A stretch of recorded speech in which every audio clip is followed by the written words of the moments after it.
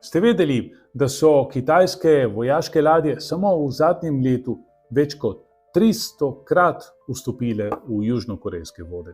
Ali da sta Kitajska in Indija kljub letom pogovorov o umiku dodatno okrepili svojo vojaško prisotnost ob meji?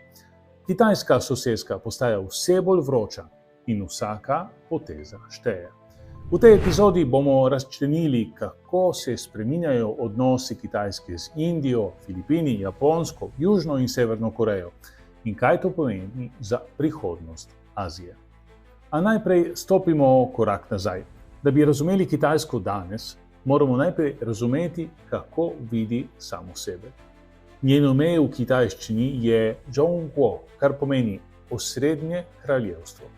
Kitajska se torej vidi kot naravno središče sveta in torej kot naravna vodilna sila, če ne vsega planeta, vsaj Azije. Zato tudi njen odločen, samozavesten odnos do vseh njenih sosed. Če za trenutek odmislimo odnose z Rusijo, o katerih govorimo v posebni epizodi, povezava je tu zgoraj, začnimo z njeno najštevilčnejšo sosedo, Indijo. Med državama že desetletja tli več nerešenih ozemeljskih sporov. Po zadnjem smrtonosnem spopadu v Galvanu leta 2020 sta Kitajska in Indija sicer skušali diplomatsko zmanjšati napetosti, a na terenu dejansko le še krepili utrdbe ob črti dejanskega nadzora. Tudi leta 2025 so dogovori o patruliranju bili bolj namenjeni obvladovanju incidentov kot pa reševanju sporov. Kljub političnim napetostim ostaja Kitajska ključna trgovinska partnerica Indije, zlasti na področju elektronike, sončnih celic in farmacije. Nova Delhi si sicer želi več gospodarske samostojnosti, a je to težko uresničiti, ko ključne dobavne verige še vedno tečejo skozi kitajska industrijska središča, kot na primer Shenzhen. Na dolgi rok bi se Indija sicer lahko odvezala od Kitajske in postala njen pomembnejši tekmec. Prebivalstveno jo je že prehitela, ima višjo rodnost in precej mlajše prebivalstvo. A nasprotno od Kitajske, Indija ni enotna nacija, temveč zveza mnogih različnih ljudstev. Zato veliko je odvisno od poskusov vse te združiti v enoten narodni okvir, kar je razvidno iz politik sedanje nacionalistične vlade pod vodstvom Narendre Modija. Naslednja postaja Filipini. Tu ni kopenskih meja, je pa veliko spornih voda.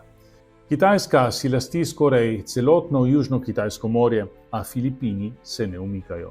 Spopadi okoli grebena Second Thomas, nadlegovanje filipinskih ladij in incidenti z vodnimi topovi so postali skoraj vsakodnevni. Manila se upira, krepi vezi z ZDA, odpira vojaške baze in vlaga tožbe po mednarodnem pravu. Peking temu reče provokacija, Manila pa obramba suverenosti. Kitajska je na razpotju. Bolj odločno ravnanje s Filipini bi lahko jih še bolj potisnili v ameriški objem, kar bi bilo za Peking problematično, zlasti če bi prišlo do spopada glede Tajvana, kjer bi lahko filipinska podpora ZDA postala velika ovira. Pomaknimo se severovzhodno, na Japonsko. Kitajska mornarica vse bolj prodira navzven. Nedavno so prvič zaznali 2 letanosilki v bližini otoka Iwo Jima. Tokio je odgovoril z največjim obrambnim proračunom doslej, več sistemi za raketno obrambo in tesnejšim sodelovanjem z ZDA in Avstralijo. A tu je zasuk. Kitajska ne zapira vrat diplomaciji. Ravno nasprotno, obuja tristranske pogovore s Kitajsko in Južno Korejo, spodbuja kulturno izmenjavo, trgovinsko sodelovanje in regionalno stabilnost. Kot Filipini je tudi Japonska pomembna zaveznica ZDA, katere ozemlje z vojaškimi bazami igra ključno vlogo pri zajezitvi kitajskih ambicij po Pacifiku.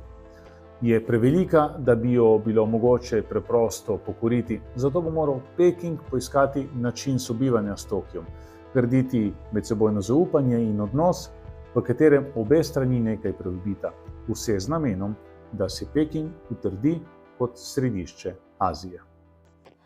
Če gremo zahodneje, je Korejski polotok še vedno ujeta točka vojne pred 75 leti. Južna Koreja, trdno v zahodnem taboru, se znajde v klasičnih škarjah med dvema silama. Kitajska širi vpliv v Rumeno morje, postavlja večnamenske morske ploščadi, krši korejski zračni prostor in pošilja ladje v sporna območja.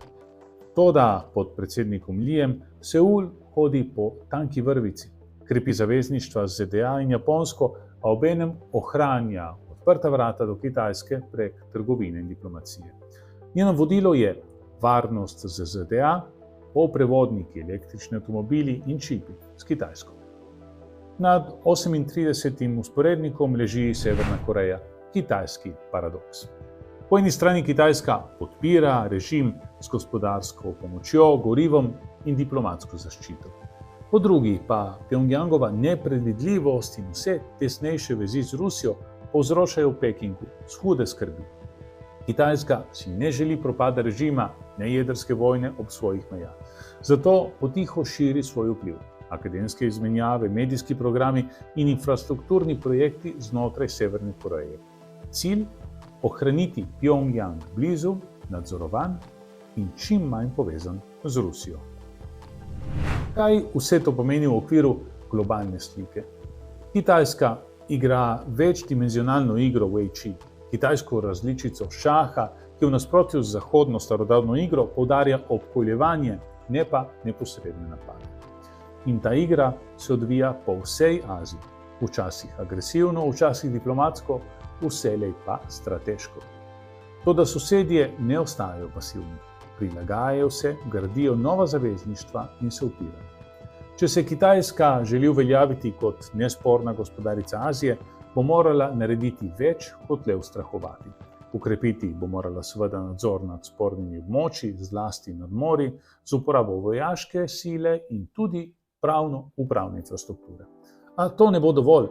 Peking bo moral prepričati sosede tudi skozi gospodarsko povezovanje, kulturno diplomacijo in mehko moč.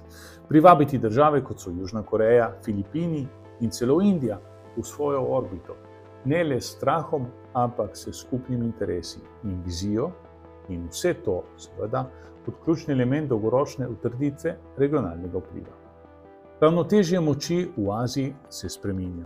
Ključno vprašanje pa je, kako daleč je Kitajska pripravljena iti, da preoblikuje regijo po svoji podobi